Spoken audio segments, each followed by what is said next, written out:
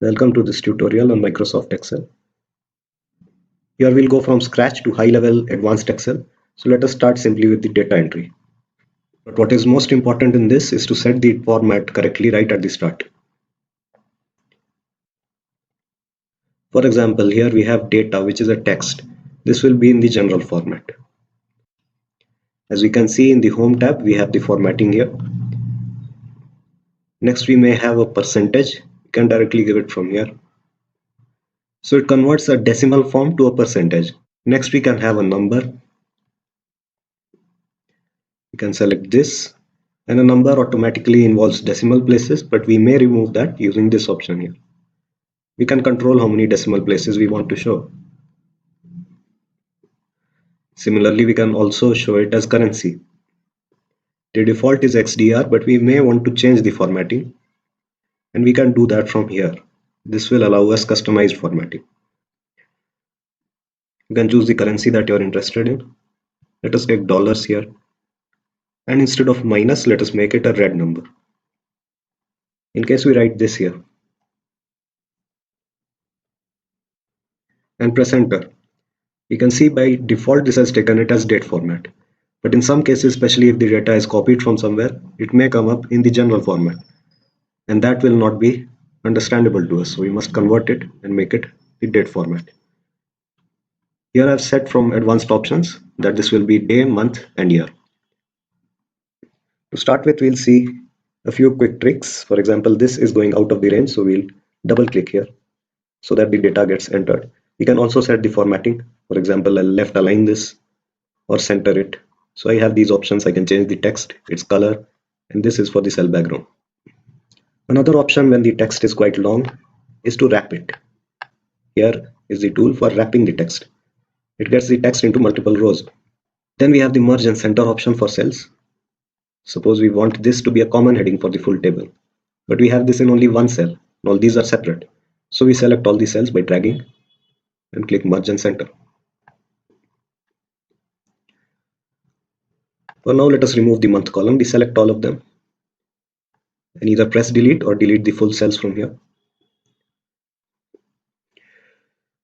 Okay, let us see one more feature before we go into the table, and that is find and replace. I'll directly go into replace.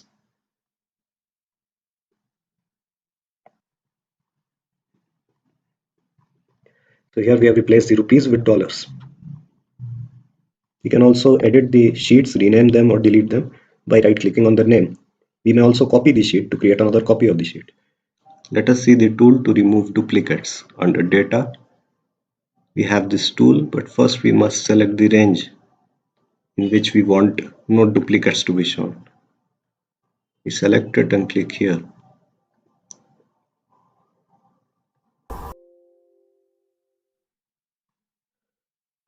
Now let us use this data to create a table.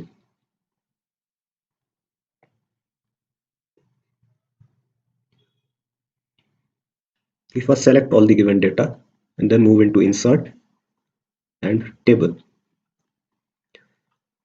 Here is the data for the table. We have already selected it, so it takes it automatically. Also, the table has headers. The first row has the headers, so we click OK here. These are the header values, and now we have a table. Converting the data to this table has a lot of benefits. For example, we can now order it as per the date.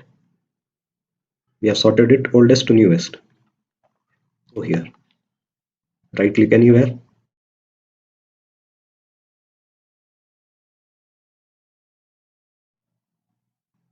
go into tables and add the totals row.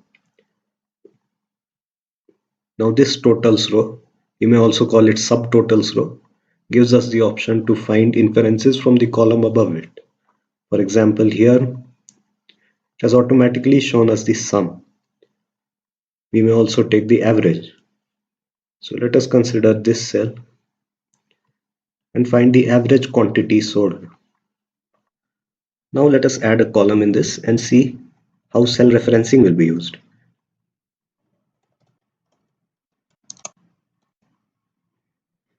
As you can see, writing in the next column has immediately added another column to the table. Now we want the revenue to be multiplied by the value given in this cell. Here we will use a very basic formula. So to start a formula, we always write equal to in the cell. Then we will write the cell address of the target cell from which we want the multiplication, which is the column followed by the row number. This has a column K and the row is 3. After that, we can put a sign. In this case, the multiplication sign, which uses a star. Now we can write M2 to refer to this cell. Otherwise, we can simply click on it and it will select the cell name by itself. Now if you press enter, we'll get the formula's result here. The table automatically calculates the rest of the column, but let us leave that for now. Let us see how we can extend the formula manually. We will hold the cell's handle here at the bottom right and extend that. This will apply the same formula to the cells below it. However, there's a problem here. We did apply the same formula, but that means that while this is being multiplied by this, if we move here, it has come one down by itself. K3 has become K4, but also M2 has become M3 and the value here is 0. So we multiplied this with 0 in order to get 0. So what we did here was called variable referencing. It is called variable referencing because on extending this, the cells will themselves change. We extended this down, so even in the formula, we went one cell down. But the problem is that we want to go down, but only for this cell, but not here. So we will need to fix this cell, and we will do that in the original formula. To fix this cell, we may add a dollar sign here. This fixes the column. So now if we move down, the column will remain the same. And the next will fix the second row. This is what we need in this case, fixing the second row.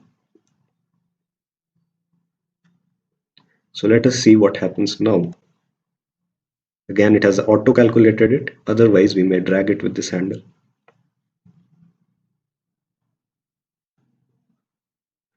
As you can see, we are getting the correct results now, all multiplied by 10. Because in any case, the column will remain M. But what we must fix is the second row. Hence this formula will also give us the same result, and this is called mixed referencing, where only one of the row or column is being fixed by this dollar sign. Let us apply a more complex formula here. Suppose we want 1/5 of 10% of the revenue. Now we first find 10% of the revenue. To do that, we can easily convert the percentage into a decimal format simply by dividing it by 100. So we'll click the revenue cell into 0.1. Now we will put this in brackets and finally divide it by 5. The autocalculate has got us all the rest values. As you can see, we have to follow the BODMAS rule here. Any entry that we add in a cell may be validated. For example, what if we want to limit the possible entries in this? We will click data. Under the data heading, we'll get data validation. We already clicked this cell before, so now this validation will apply to this cell. And what we can do here is to limit the entries we can add in it. In this case, let us limit it to only whole numbers. We may add data between, so let us put a range for it. Minimum of 0 and a maximum of 10. Now we may show an input message accordingly.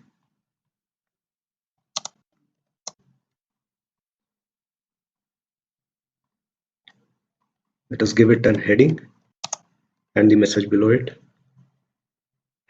And suppose the user puts a value out of this range. We can give a warning for that in whatever style. And we can add here wrong value.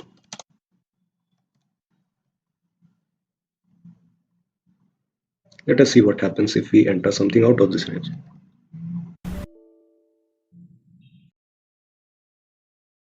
And the validation has accepted this as a correct option. But validation has another interesting option in it.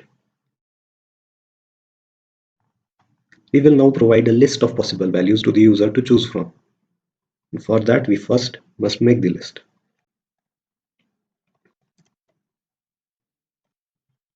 Excel can understand a series and extend it. For that, we must select any two cells, use this handle, and extend it. It has understood that the series is an increase of 1. We go back to data validation. And now we will allow a list. Use the selection option here. We drag it and select this whole range. Here you may also note that fixed referencing has been used. That means that if we shift this box, it would still take this as the reference and not move below it if we shift this below. Hence, adding a fixed reference is a good idea when we make a list. Let us click OK now.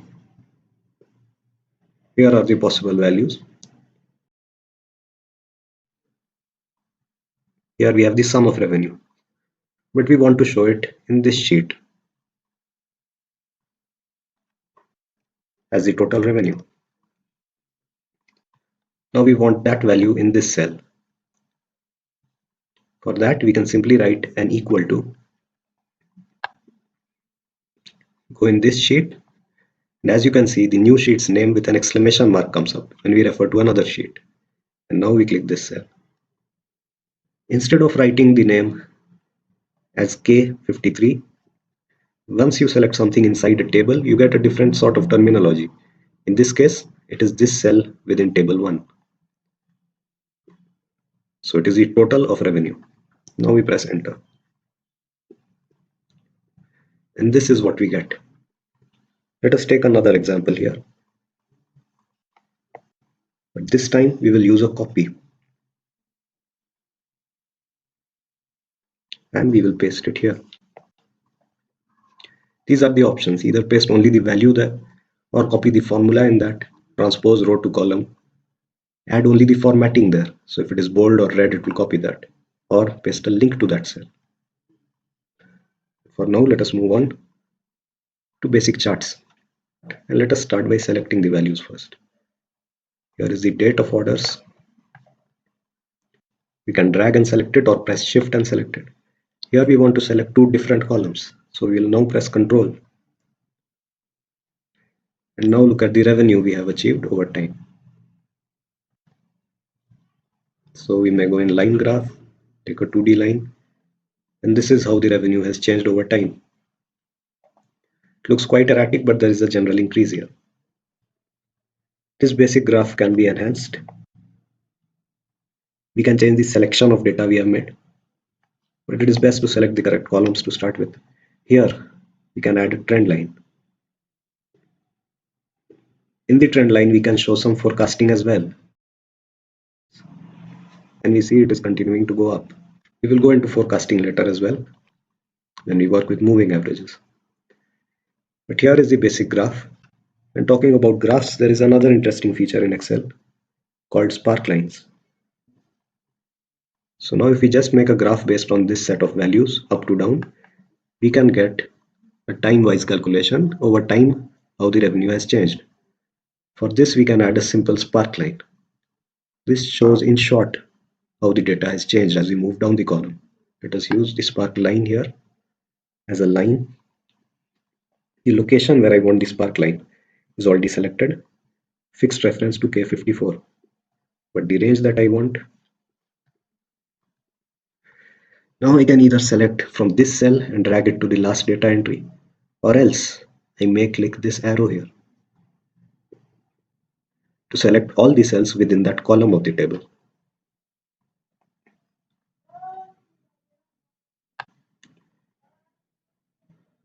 And now we see the trend again, but in a really small version. And this can give us a quick understanding of the trend.